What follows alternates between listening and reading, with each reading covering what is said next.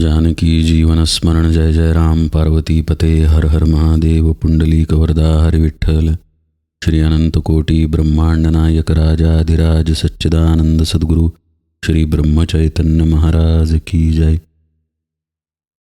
श्री महाराजांच्या सेवेमध्ये आपण दासबोधाची उजळणी पाहत आहे. आपण एका महत्त्वाच्या ओळीपर्यंत आलो. समर्थ म्हणतात, अभ्यासाचा मुकुटमणी वृत्ती राहावी निर्गुणी संत संगे निरूपणी स्थिती बाणी. एक गोष्ट आपण लक्षात घेऊया. आत्मज्ञान प्राप्तीच्या मार्गावरती चालणं म्हणजे निसरड्या वाटेवरून चालणं आहे.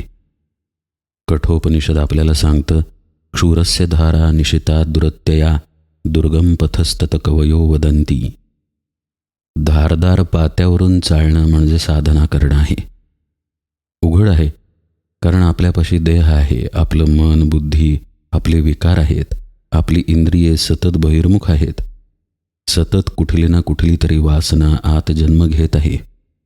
वासना आली की ज्या इंद्रियांसंबंधीची ती वासना आहे ती इंद्रिये वखवखत आहेत. आपण आपलं आत्मानुसंधान टिकवायचं तरी कसं? यासाठी साधकाला मोठ्या धैर्यानं प्रवास करावा लागतो. अभ्यासाचा मुकुटमणी समर्थांनी सांगितला की वृत्ती राहावी निर्गुणी. आपल्या स्वरूपाच्या ठिकाणी वृत्ती राहणं ही साधनेची पराकाष्ठा आहे, मुकुटमणी आहे असं समर्थांनी सांगितलं खरं. पण तिथंपर्यंत आपण जाणार कसं? एखाद्या मंदिराला सोन्याचा कळस आहे, पण त्या कळसापाशी जायला मंदिर चढावं लागतं. आपला जीव कोणीतरी धोक्यात घालतो आणि तिथंपर्यंत जातो.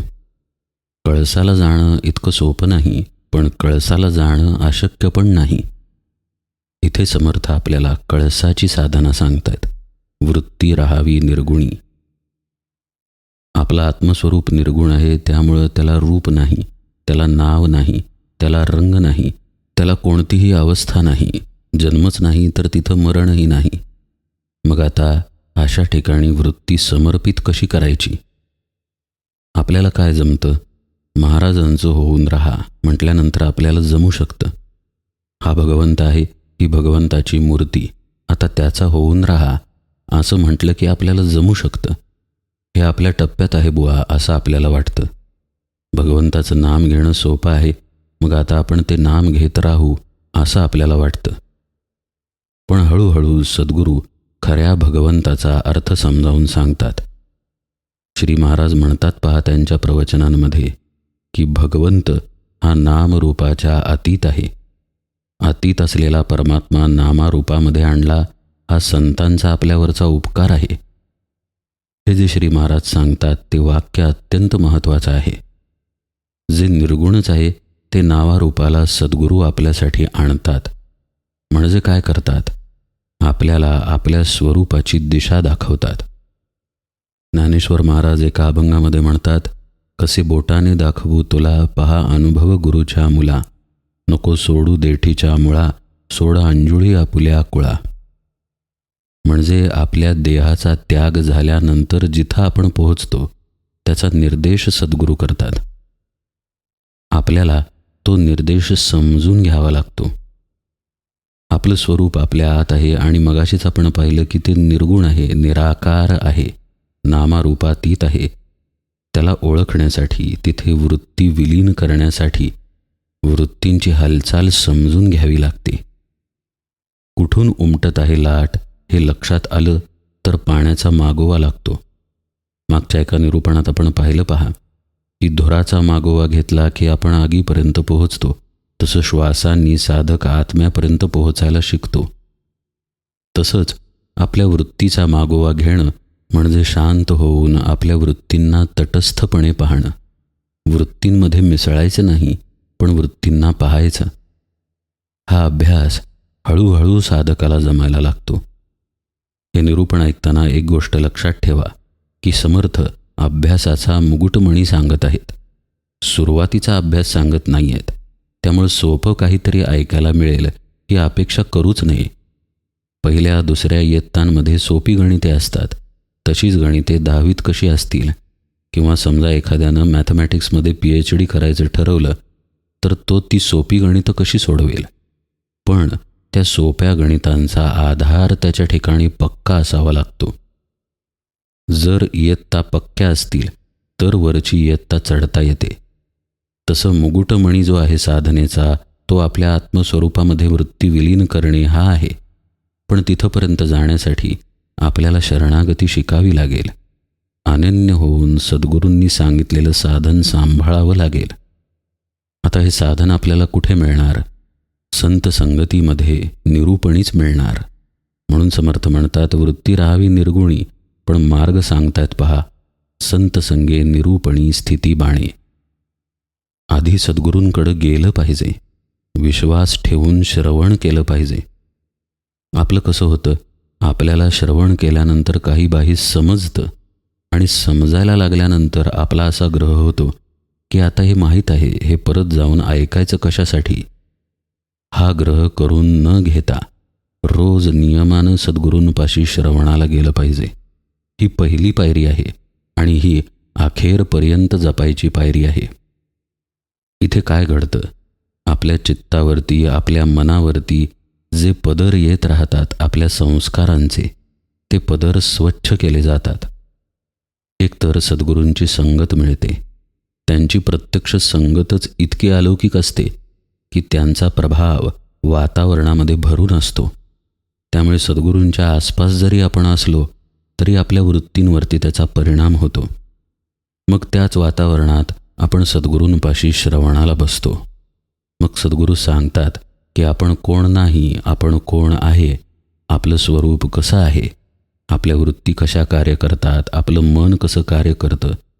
अनेक प्रकारे सद्गुरू दृष्टांत देतील, भगवंताची महती गातील, भगवंताच्या नामाची महती गातील, अभंग म्हणतील, निरूपण करतील. हे सगळं जेव्हा आपल्या कानांवर पडतं, आपल्या आत जायला लागतं, तेव्हा आपली वृत्ती बहिर्मुख असलेली हळूहळू अंतर्मुख व्हायला लागते. ही गोष्टच जीवनामध्ये जेव्हा नसते त्यावेळी समोर आलेला प्रसंग आपण जगतो. कामावर गेलो, घरी आलो, एखादा मित्र भेटला, चल फिरायला जाऊ म्हणाला, आपण फिरायला गेलो. बायको म्हणाली इकडे जाऊ, तिकडे गेलो. नवरा म्हणाला तिकडे जाऊ, मग तिकडे गेलो. खरेदी केली, सिनेमा, नाटक पाहिलं, बाहेर खाल्लं. असाच आपला दिवस जात असतो. पैसे असतील तर खर्च केले, नसतील तर मिळवायचे कसे, साठवायचे कसे, याबद्दल चर्चा केली, त्याच्याच प्रयत्नात राहिलो. पण जेव्हा सद्गुरूंकडे मनुष्य जायला लागतो तेव्हा त्याच्या वृत्तींवर परिणाम होऊन, अरे आपला देह जर आपण नाही, जर देह म्हणजे निमित्त आहे, आपल्याला दिलेलं साधन आहे, तर आपल्या उगमाकडे आपण गेलं पाहिजे, असे विचार त्याचे व्हायला लागतात आणि मग वृत्ती आत वळायला लागते. अर्थात निरूपणामध्ये सद्गुरूंनी नाम घ्यायला, ध्यान करायला शिकवलेलंच असतं. मग घरी आल्यानंतर तो असा विचार करतो की जरा आता शांत बसूया, आज आपल्या सद्गुरूंनी काय सांगितलं ते करायचा प्रयत्न तरी करूया. मग डोळे मिटतो आणि नाम किंवा ध्यानात जाण्याचा प्रयत्न करतो. इथे आता त्याची सुरुवात झाली. लक्षात घ्या, समर्थांनी अभ्यासाचा मुकुटमणी सांगितलाय, पण पूर्ण मार्गही सांगितलाय की संतसंगे निरूपणी स्थिती बाणे. मुकुटमणीपर्यंत साधक हळूहळू जातो. आता सुरुवातीला काही प्रश्न असतात. हे नाम कोणाचं आहे? भगवंत दिसत तर नाही, मग मूर्ती कोणाची? आता त्याला नाम रूप नाही, मग तरी नाम कसं काय दिलं? बरं, ध्यान होतंय तर ते नीट जमतंय की नाही? ध्यान करून होणार तरी काय? वर्षानुवर्ष लोकांचं मन शांत झालं नाही तर आपलं कुठून होणार? एक ना एक हजार प्रश्न असतात. पण तरीही पहिली अट पहा, सद्गुरूंवर विश्वास पाहिजे आणि त्यांच्या उपदेशावर विश्वास पाहिजे. तो विश्वास असेल तर हजार शंका असल्या तरी साधक त्याचे प्रयत्न सोडत नाही. मग सद्गुरू कृपा तिथे असतेच. सद्गुरू कृपेनं हळूहळू तो नामामध्ये, ध्यानामध्ये शिरायला लागतो, शांत व्हायला लागतो. त्याला असा अनुभव यायला लागतो की आपल्या मनातले विचार आता कमी होत आहेत, पूर्ण गेलेले नाहीत, पण आपल्याला नामामध्ये छान वाटतंय, आनंद मिळतोय, समाधान मिळतंय, शांती मिळतीये. मग तो रोज रोज बसायला लागतो आणि हळूहळू त्याच्या असं लक्षात येतं की आपण जे पूर्वी खूप विचार करत होतो, खूप काही हालचाल आपल्या आतमध्ये होती, अस्वस्थता होती, ती नसताना सुद्धा आपण शांतपणे राहू शकतो. पहा, आपण कामावरून घरी जात असतो, पण अनावश्यक पुष्कळ विचार करत असतो. प्रत्यक्षतः आपण ज्या व्यक्तींचा, ज्या घटनांचा, ज्या गोष्टींचा विचार करतोय ती गोष्ट तिथे संबंधित असतही नाही. आपली गाडी ट्रॅफिकमध्ये अडकलेली असते आणि घर 10 मिनिटांवर असतं. 10 मिनिटांपर्यंत जायलाच आपल्याला अर्धा तास लागत असतो, 1 तास लागत असतो. तो 1 तास आयुष्यात नसलेल्या गोष्टीचाच विचार करत आपण बसतो. अशाच प्रकारे आपलं जीवन चाललेलं असतं. पण जेव्हा साधक ध्यानामध्ये, नामामध्ये मुरायला लागतो, तेव्हा त्याच्या लक्षात यायला लागतं की अरे, आपण कुठलाच विचार केला नाही. अर्धा तास शांत बसून होतो, आनंदच तर मिळाला. मग त्याचा साधनेवरचा, सद्गुरूंवरचा विश्वास आणखी वाढायला लागतो. आता कसं आहे, स्वरूप कुठे बाहेर नाही, आपणच स्वरूप आहोत. हा विषय आत्तापर्यंतच्या निरूपणात आपण अनेकदा ऐकला. असंच तो साधकसुद्धा सद्गुरूंकडून हेच ऐकत असतो की स्वतः तूच ब्रह्म आहेस. ऐक शिष्या येथीचे वर्म, स्वये तूच आहेसी ब्रह्म. मग आता आपण तेच आहोत ना. मग आपल्याला करायची काय गरज आहे? काहीच नाही, फक्त शांत तर व्हायचं आहे. ते कसं व्हायचं तेही सद्गुरू सांगत आहेत. नामामध्ये कसं शिरायचं हेही सद्गुरू सांगत आहेत. म्हणजे वस्तुतः सद्गुरूंनी सांगितलेलं करणं शांतपणे, एवढंच आपलं इति कर्तव्य आहे, हे त्याच्या हळूहळू लक्षात यायला लागतं. मग आता साधनेवरचा विश्वास आहे, सद्गुरूंवरचा विश्वास आहे, शिवाय आत साधना नियमाने करायची असा निश्चय पण आहे. मग या शिदोरीला घेऊन जेव्हा तो साधनेला बसायला लागतो, तेव्हा हळूहळू त्याच्या स्वरूपावरती पण विश्वास बसायला लागतो की खरंच आपण स्वरूपाकारच आहोत. आपण हा देह, मन, बुद्धी यातलं काहीही नाही. हे आता फक्त विचारानं पटलेलं असत नाही, फक्त ऐकलंय सद्गुरूंकडून म्हणून सद्गुरूंच्या होला हो म्हणतोय असं हे पटणं असत नाही. त्याला साधनेमध्ये शांती मिळालेली असते, म्हणून त्याला सद्गुरू वचन पटतं की खरंच आपण शांत स्वरूप, आनंद स्वरूप, अजन्मा असा आत्मा आहोत. आपल्या त्या शांत स्थितीवरती आपल्या देहाच्या आणि मनाच्या स्थितीचा परिणामच होत नाही, हे त्याच्या लक्षात यायला लागतं. ही अवस्थासुद्धा सद्गुरू कृपेनं येते बरं का. नाहीतर आजपर्यंत काय घडत असतं, देहाला कोणताही आजार नाही, अगदी चमचमीत खातोय, पितोय, झोपतोय, भरपूर पैसे कमवतोय, बाकी कुठली काळजी नाही, तर आनंद असतो, समाधान असतं. पण त्यात काही बदल झाला, थोडंसं जरी आजारपण आलं तरी समाधान भंग पावत असतं. इथे मात्र आता त्याचं असं होतं, साधना मुरल्यामुळं त्याच्या देहाला काहीही होवो किंवा मन कुठेही जावो, त्याची शांती बिघडत नाही. मग ही न बिघडणारी शांती कुठून आली? ती त्याचीच तर असते, त्या स्वरूपाचीच तर असते. हेच सद्गुरू त्याला पुन्हा सांगतात की अरे, हे शांत स्वरूपच तुझं रूप आहे, तूच तसा शांत स्वरूप आहेस. आनंद म्हणतात किंवा समाधान म्हणतात, नित्य समाधान बरं का. समर्थांची ओवी आठवा, वृत्तीरहित जे ज्ञान तेची पूर्ण समाधान. असं जे वृत्तीरहित असलेलं ज्ञानाच्या अवस्थेतलं समाधान आहे, हीच तर तुझी स्थिती आहे, असं सद्गुरू त्याला सांगतात. म्हणजे काय झालं, साधनेच्या मार्गानं जाऊन मन आणि वृत्ती लयाला गेल्या. त्या जिथून उगम पावल्या होत्या तिथे त्या लयाला गेल्या. जसं समुद्रातली लाट जाऊन जाऊन समुद्रातच जाणार आणि कुठेही नाही, तसंच वृत्ती राहावी निर्गुणी असं त्याचं होतं. आता तो साधनेच्या शिखरावरती पोहोचला. साधन थांबलं नाही बरं का, हे लक्ष देऊन ऐका. साधना कदापि थांबत नाही. अगदी आत्मज्ञानानंतरही साधना सुरूच राहते. समर्थ शिष्य लक्षणात म्हणतात, तैसे आत्मज्ञान झाले परी साधन पाहिजे केले, एक वेळ उदंड जेविले तरी सामग्री पाहिजे. जसं पोटभर जरी जेवलो तरी आपण थांबत नाही, म्हणजेच पुढच्या जेवणाची तयारी ठेवलेली असते आपण. तसंच साधना कधीही सुटत नाही. पण आता इथं साधक कुठल्या अवस्थेमध्ये गेला? त्याला सद्गुरूंनी जी स्वरूपाची दिशा दाखवलेली होती, त्या दिशेनं जात जात स्वरूप सुखाला तो मिळाला. तो तिथं मिळाल्यानंतर ते सुख पुन्हा पुन्हा घ्यायला तो जातो. जसं एखाद्या मधमाशीला एका फुलामध्ये मकरंद सापडला, तर तो मकरंद घेण्यासाठी ती माशी पुन्हा पुन्हा त्या फुलाकडे जाते. मकरंदाची गोडी हे त्यामागचं कारण आहे. तसं स्वरूप सुखाची गोडी साधकाला लागली की तो पुन्हा पुन्हा त्या गोडीनी स्वरूप सुखामध्ये रममाण होतो आणि त्याच्या वृत्ती निर्गुणामध्ये म्हणजेच त्या आत्मस्वरूपामध्ये विलीन होऊन जातात. हा अभ्यासाचा मुकुटमणी आहे असं समर्थ वचन आहे. पण या अभ्यासाच्या मार्गावरती साधक लागतो केवळ आणि केवळ संत संगतीमध्ये. केवळ वाचन करून, विषय समजून घेऊन किंवा आजच्या काळात सांगायचं झाल्यास मोबाईलवरती किंवा कम्प्युटरवरती किंवा टी व्हीवरती काहीतरी ऐकून उपयोग होत नाही. प्रत्यक्ष सद्गुरूंची संगती लागते. त्यांच्या पायाशी बसून विश्वासानं श्रवण घडावं लागतं. तरच या मार्गावरती साधक येतो आणि टिकतो. आता टिकणं हा विषयसुद्धा महत्त्वाचा आहे. आपण कठोपनिषदातलं वाक्य पाहिलं की ही वाटचाल म्हणजे धारदार पात्यावरून चालण्यासारखी आहे. म्हणजेच साधनेमध्ये तो शांत होत असला, अगदी त्याच्या स्वरूपापर्यंत जाऊन स्वरूप सुख घेऊन पुन्हा खाली येत असला, तरी त्याची सावधानता त्याला जपावी लागते. कारण जर सावधानता जपली नाही तर तो ढळू शकतो. म्हणून समर्थ पुढच्या ओळीमध्ये आपल्याला सावध करतात. ऐसी लक्षणे बरवी स्वरूपाकारे अभ्यासावी, स्वरूप सोडिता गोसावी भांबावती. कायम सतत नित्यानं या अभ्यासामध्ये राहावं. हा अभ्यास सुटला की मनुष्य घसरला.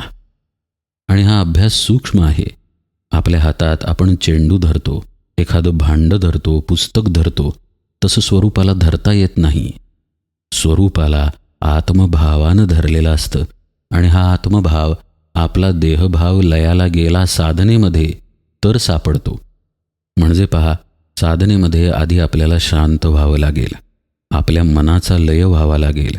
मग हळूहळू आपले प्राणही सूक्ष्म होतील, देहाची जाणीव निघून जाईल, स्थळ काळाची जाणीव निघून जाईल आणि मग स्वरूप सुखाचा स्पर्श होईल. तो स्पर्श झाला की मग तिथे आपल्याला आत्मभाव सापडेल. आता हा सापडलेला जपून नको का ठेवायला? कारण देहाला कर्म आहे, देहाला प्रारब्ध आहे. कायम तर असं डोळे मिटून प्रगाढ ध्यानाच्या आणि नामाच्या अवस्थेमध्ये आपण राहू शकत नाही. मग सापडलेला आत्मभाव प्रयत्नपूर्वक, निश्चयपूर्वक साधकाला जपावा लागतो. यालाच समर्थ म्हणतात की ही आत्मस्थितीची लक्षणं आपण स्वरूपाकारे अभ्यासावी, म्हणजेच ती जपावी.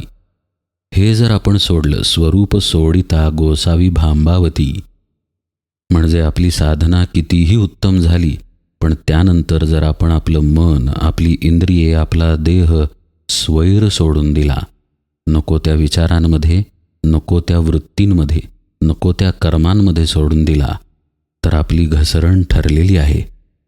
म्हणून इथं सावध असावं. म्हणून सर्व संतांनी सगुण भजनाचा उपदेश केलेला आहे. कारण तुम्ही सगुणात आहात म्हणून सगुण भजन आवश्यक आहे. देह प्राप्त आहे, मन प्राप्त आहे, सगळं काही प्राप्त आहे, तर मग आपल्यासारखा भगवंत करावा लागतो आणि त्याच्याशी तल्लीन होऊन त्याला शरण राहून साधनेमध्ये राहावं लागतं. रामायणामध्ये एक सुंदर दृष्टांत आहे. मारुतीरायांना एकानं विचारलं की तू भगवंताचं म्हणजेच रामचंद्रांचं ध्यान कसं करतोस? मारुतीराय म्हणाले, जेव्हा ते समोर असतात तेव्हा त्यांना पाहतो अगदी डोळे भरून, आणि जेव्हा ते समोर नसतात तेव्हा डोळे बंद करून आत त्यांनाच पाहतो. असं साधकानं राहायचं असतं. डोळे मिटलेल्या स्थितीत तर आत्मानुसंधानामध्ये साधक जाईल गुरुकृपेनं, पण डोळे उघडल्यानंतरही ती स्थिती त्याला अभ्यासानं जपावी लागते. तुकाराम महाराज म्हणत नाहीत का, डोळा तुम्ही घ्या रे सुख, पहा माझ्या विठोबाचे मुख, तुम्ही ऐका रे कान, माझ्या विठोबाचे गुणगान. माझ्या विठोबाचे म्हणजे भगवंताप्रती तिथं प्रेम आहे. माझ्या रामाचं नाव, माझ्या कृष्णाचं, माझ्या दत्ताचं, माझ्या शिवाचं, माझ्या स्वामींचं, माझ्या महाराजांचं, असा तिथं प्रेम संबंध पाहिजे, आत्मीयता पाहिजे, अनन्यता पाहिजे, समर्पण पाहिजे, शरणागती पाहिजे. आणि मग तिथे तुम्ही रमून राहा. असा अभ्यास डोळे उघडल्यानंतर पाहिजे आणि डोळे मिटल्यानंतर तर आपण ध्यानामध्ये नामामध्ये मुरून जाणारच आहे. पण जिथे सावधानता हवी तिथे ती सावधानता प्रयत्नानं जपली पाहिजे. तिथे भगवंताचं नाम, सद्गुरूंचा उपदेश, त्यांची वाक्ये, त्या वाक्यांचं चिंतन हे सगळं साधकाच्या मदतीला येतं. पहा, हे सगळं त्याला संत संगतीमध्येच सापडलेलं असतं. भगवंताचं प्रेम असेल, नाहीतर स्वरूपाबद्दलचं ज्ञान असेल, नाहीतर साधना असेल किंवा साधनेतील मार्गदर्शन असेल, सगळं काही सद्गुरूंपाशी मिळतं. ते त्याला वेगवेगळ्या ठिकाणी जपावं लागतं. साधनेत खोल शिरताना तो मी ब्रह्म हा भाव धरेल. बळेची स्वरूपाकार व्हावे असं समर्थ म्हणतात. बळानंच तो धरेल की मी परमात्मा, मी आत्मा, मी हा देह नाही, मी अजन्मा, मी सच्चिदानंद स्वरूप ब्रह्म, हे तो बळे धरेल आणि मग ध्यानामध्ये शिरून त्याच मनाचा आणि बुद्धीचा लय करेल. डोळे उघडल्यानंतर मात्र हा माझा परमात्मा आहे, हा माझा राम आहे, या आपलेपणाच्या भावानं डोळ्यांनी पाहिलं तर भगवंताला पाहिल, कानांनी ऐकलं तर त्याचं नामच ऐकेल, मनाने विचार केला तर नामाचाच विचार करेल, चित्तानं चिंतन केलं तर नामाचंच, भगवंतांचंच, सद्गुरूंचंच चिंतन करेल. आणि ही सावधानता जर बाळगली नाही तर इंद्रियांचा नेम नाही, आपल्या वृत्तींचा, मनाचा नेम नाही. कधी या गोष्टी आपल्याला फसवतील आणि पुन्हा आपली देहबुद्धी दृढ होईल सांगता येणार नाही. म्हणून समर्थ सावध करतात. पुढे ते म्हणतात, आता असो हे बोलणे ऐका साधूची लक्षणे, जेणे समाधान बाणे साधका अंगी. त्यांच्या शैलीमध्ये ते म्हणतात की असो, आता साधू लक्षणं सांगतोय, ज्यानं खरोखरचं समाधान बाणेल, एकतर कळेल आणि आपली वृत्ती त्या दिशेनं जाऊन आपणही त्या समाधानाला प्राप्त होऊ, अखंड समाधान. यामध्ये समर्थ काय उपदेश करतायत तो भाग उजळणीमध्ये आपण यथावकाश पाहूया. आज निरूपण सेवेला इथेच विराम देतो. जानकी जीवन स्मरण जय जय राम.